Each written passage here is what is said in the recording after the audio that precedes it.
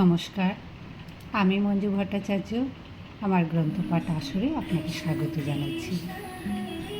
আজ পড়ে শোনাচ্ছি শ্রী শ্রী চৈতন্যদেব গ্রন্থ থেকে নবম অধ্যায়ের শেষাংশ।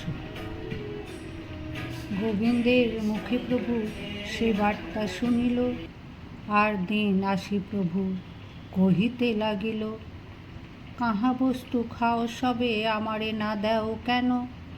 এই বলি এক গ্রাস করিল ভক্ষণ, আর গ্রাস লইতে স্বরূপ হাতেতে ধরিলা, তব যোগ্য নহে বলি বলে কাঢ়ি নিলা।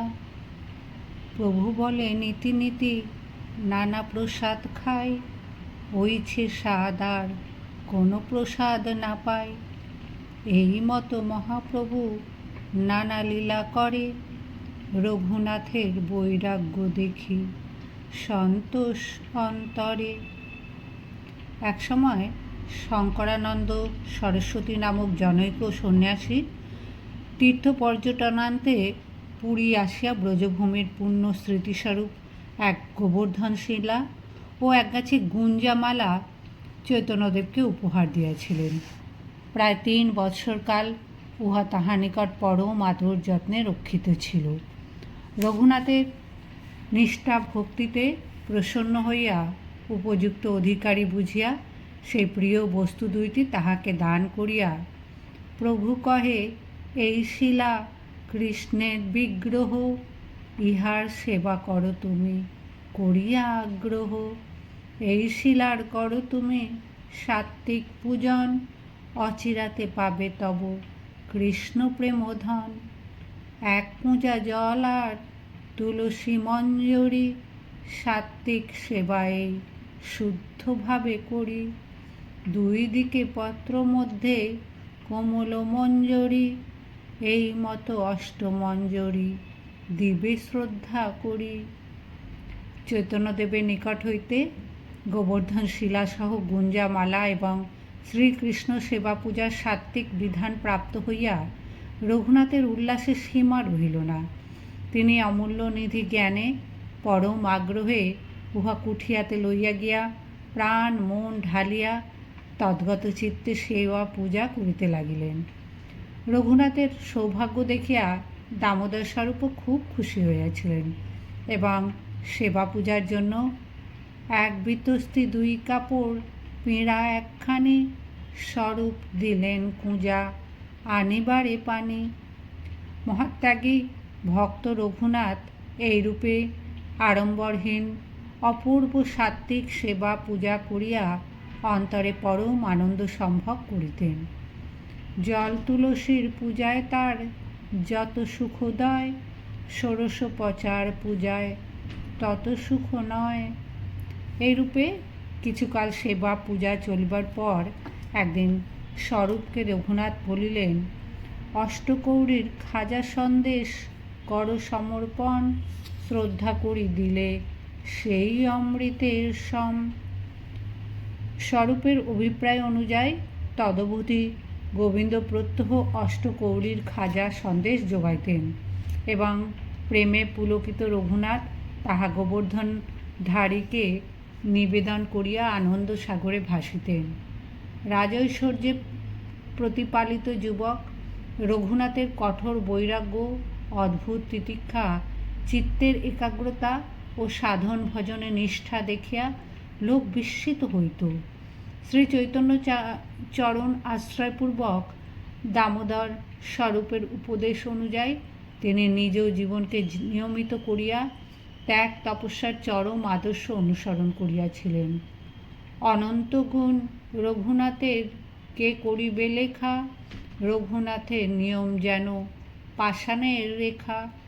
7.5 প্রহর যায় যাহার স্মরণে, আহার নিদ্রা চারিদণ্ড সেও নহে কোনো দিনে। বৈরাগ্যের কথা তাঁর অদ্ভুত কথন, আজন্ম না ছিল জিহ্বায় রসের স্পর্শন। ছিঁড়া কানে কাঁথা বিনা না পড়ে বসন, সাবধানে প্রভুর কইল আজ্ঞার পালন। প্রাণ রক্ষা লাগি যেবা করেন ভক্ষণ, তাহা খাইয়া আপনাকে করে নির্বেদন। এইভাবে রঘুনাথ কঠোর সাধন ভজনে ডুবিয়া থাকিয়া পুরীতে বাস করিয়াছিলেন।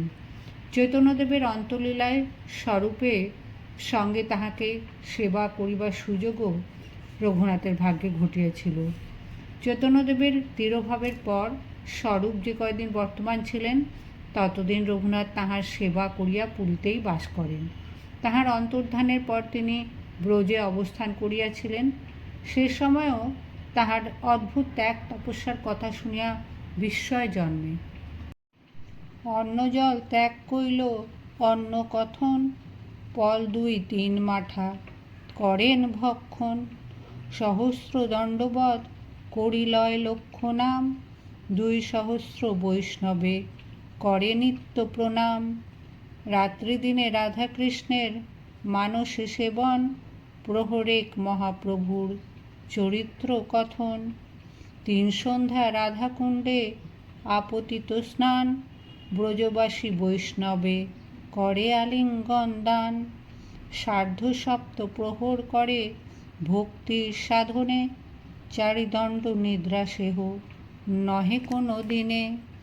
চৈতন্যদেব যে সময় কাশীধামে গিয়াছিলেন সেই সময় পরম ভক্ত তপন মিশ্রের পুত্র বালক রঘুনাথের মনে ভগবত ভক্তির বীজ বপন করিয়া আসিয়াছিলেন। ভক্তিমান পিতামাতার যত্নে সৌভাগ্যবান পুত্রের উর্বর হৃদয় ক্ষেত্রে সেই বীজ অঙ্কুরিত হইয়া ক্রমে ক্রমে পুষ্ট হইতেছিল।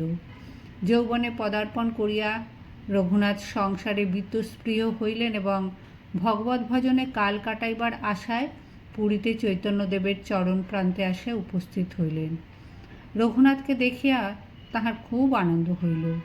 পরমানন্দে তাহাকে আশ্রয় দিলেন। রঘুনাথের অন্তরের ভাব ভক্তিও শত গুণে বর্ধিত হইতে লাগিল। তাহার পরিচয় হইল ভট্ট রঘুনাথ এবং সপ্তগ্রামবাসী রঘুনাথের নাম হইল দাস রঘুনাথ। ভট্ট রঘুনাথ কাব্য ও অলঙ্কার শাস্ত্রে অতিশয় সুপণ্ডিত ছিলেন এবং তাহার কণ্ঠস্বরও সুমিষ্ট ছিল। ভক্তপণ্ডিত রঘুনাথ সুমধুর স্বরে সুললিত ছন্দে যখন শ্রীমদ্ ভাগবত আদি শাস্ত্রগ্রন্থ পাঠ করিতেন তখন তাহার কণ্ঠ নিঃসৃত সেই পীযূষ ধারা পান করিয়া উপস্থিত সকলের মন ভক্তি রসাপ্লুত হইত।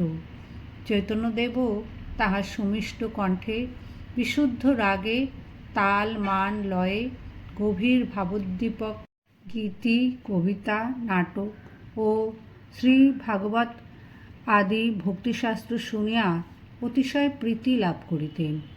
এইভাবে পরমানন্দে 8 মাস গত হইল। পুরীতে বাস করিয়া এবং চৈতন্যদেবের সংসর্গ ও উপদেশ অনুযায়ী সাধন ভজনে অগ্রসর হইয়া রঘুনাথের অন্তরের বৈরাগ্য ভাব দিনে দিনে প্রবলাকার ধারণ করিল। তিনি সংসার সম্পর্ক চিরকালের মতন ছেদন করিয়া চৈতন্যদেবের পাদমূলে পুরীতেই বাস করিবার ইচ্ছা প্রকাশ করিলেন। কিন্তু চৈতন্যদেব তাহাতে সম্মতি দিলেন না। ঘরে গিয়া বৃদ্ধ পিতামাতার সেবা করিবার জন্য আদেশ করিলেন। চৈতন্যদেব রঘুনাথকে বুঝাইয়া বলিলেন, যদি সংসার করিবার ইচ্ছা না থাকে বিবাহ করিও না। যতদিন পিতামাতা বর্তমান আছেন ততদিন গৃহে থাকিয়া যথাসাধ্য তাহাদের সেবা করো এবং ভক্তপাশে ভাগবতাদি আধ্যাত্মশাস্ত্র অধ্যয়ন ও ভগবত ভজনে কাল কাটাও। তাহাদের দেহান্ত হইলে পর বাড়ি ঘর ছাড়িয়া বৃন্দাবনে গিয়া বাস করিও। কিছুকাল পরে আবার পুরী আসিও। 8 মাস রহি প্রভু ভট্টে বিদায় দিল, বিবাহ না করিও বলি নিষেধ করিল। বৃদ্ধ পিতা মাতা যাই করহ সেবন, বৈষ্ণব পাশ ভাগবত করো অধ্যয়ন। পুনরপি একবার আসিও নীলাচলে, এত বলি কণ্ঠমালা দিল তার গলে। চৈতন্যদেবের আজ্ঞা শিরোধার্য করিয়া তাহার পাদপদ্ম বন্দনাপূর্বক আশীর্বাদ লইয়া রঘুনাথ কাশীতে ফিরিয়া গেলেন এবং পিতামাতার সেবা শাস্ত্র অধ্যয়ন ও ভজনে মনোনিবেশপূর্বক কালাতিপাত করিতে লাগিলেন। বৃদ্ধ পিতামাতার দেহত্যাগ হইলে প্রায় 4 বৎসর পরে রঘুনাথ পুনরায় পুরীতে আসিয়া চৈতন্যদেবের চরণ প্রান্তে উপস্থিত হইলেন। চৈতন্যদেব তাহাকে নিকটে রাখিয়া পরম স্নেহে ভক্তিমার্গের উচ্চ তত্ত্বসমূহ সাধ্য সাধন প্রণালী শিক্ষা দিয়া ও সাধন ভজন করাইয়া তত্ত্বজ্ঞ আচার্যরূপে গঠন করিলেন এবং পরে প্রচার কার্যে সহায়তা করিবার জন্য ব্রজভূমে শ্রীরূপ সনাতনের নিকট পাঠাইয়া দিলেন। ব্রজে গিয়া তাহাদের সঙ্গ লাভ করিয়া ভট্ট রঘুনাথের অন্তর আনন্দে পূর্ণ হইল এবং তাহাদের ন্যায় কঠোরভাবে ত্যাগ বৈরাগ্যপূর্ণ জীবনযাপন করিয়া তিনি সাধন ভজনে কাল কাটাইতে লাগিলেন। তাহার পবিত্র জীবন ও উপদেশে বহু জীবের জীবন সুশীতল হইয়াছিল। চৈতন্যদেব প্রবর্তিত ভক্তিমার্গের প্রচারক শ্রুপ প্রসিদ্ধ 6 গোস্বামীর অন্যতম দাস রঘুনাথ ও ভট্ট রঘুনাথ এই 2 মহাশয়। রঘুনাথ ভট্টেরই বিশেষ অনুগত শিষ্য অম্বরাধিপতি মানসিংহ বৃন্দাবনে শ্রী গোবিন্দজির সুবিশাল প্রস্তর মন্দির নির্মাণ করিয়াছিলেন। জয়পুর হইতে আনিত লোহিত প্রস্তরে নির্মিত সেই অপূর্ব কারুকার্য খচিত মন্দিরের ভগ্নাবশেষ এখনও তাহার মহিমা ঘোষণা করিতেছে। এইভাবে ভক্তমণ্ডলী সহ পুরীতে থাকিয়া সকলকে শিক্ষা দিয়া এবং প্রেম ভক্তি মার্গের প্রচারক রূপে শ্রীরূপ সনাতন দাস রঘুনাথ ভট্ট রঘুনাথ প্রভৃতি আচার্যগণের জীবন গঠনপূর্বক চৈতন্যদেব তৎপ্রবর্তিত ধর্মসংঘের গোড়াপত্তন করিলেন।